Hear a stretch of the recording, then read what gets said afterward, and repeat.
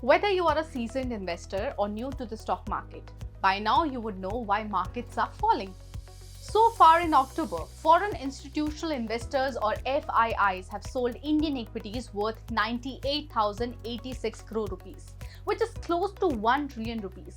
The financial services sector, which includes banks, non-banking financial companies (NBFCs), fintech firms, and similar entities, saw the highest FPI outflows between October 1st and 15th, totaling 23,283 crore rupees.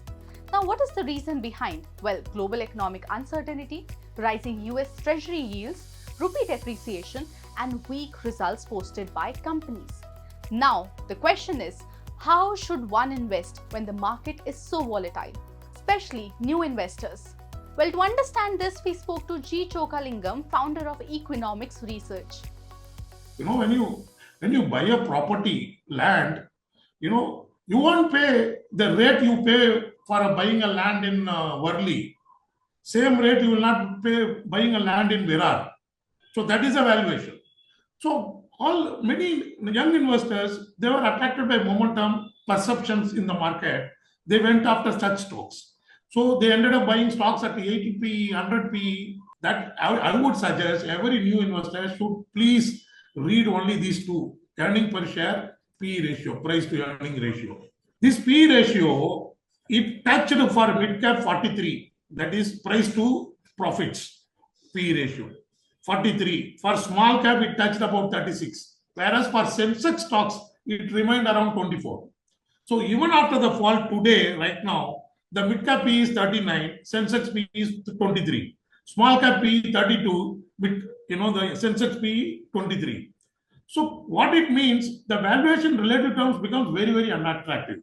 So invariably in all the bust in the last 15 years, this is the most important point to note by the new investors. Please don't forget the fact that there are a lot of Buddhas like me, a lot of old people who have seen the cycles.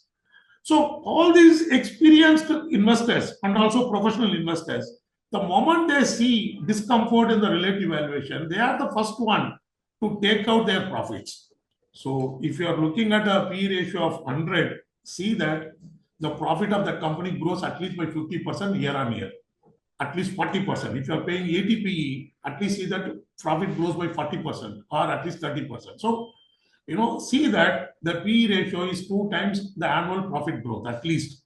Globally, intelligent investor says if you pay 100 PE, the profit should grow 100. But in India, you will miss a lot of opportunities if you stick to that scientific principle. So I am compromising 50%. So I am saying that learn EPS, learn PE, and learn to see the profit growth of the companies in which you invest. And you see that, if you are paying 40 PE, at least the profit grows at 20% year on year. Then you have no reason to worry in a day like this. In conclusion, as G Chokkalingam suggests, assessing a company's price to earnings, which is PE ratio, and growth evaluation can provide valuable insights for navigating volatile markets. By focusing on companies with solid growth prospects and reasonable valuations, investors can make more informed decisions and potentially mitigate risk in uncertain times like these. If you find this video helpful, subscribe to Business Standard to not miss any update on stock market, economy, and more.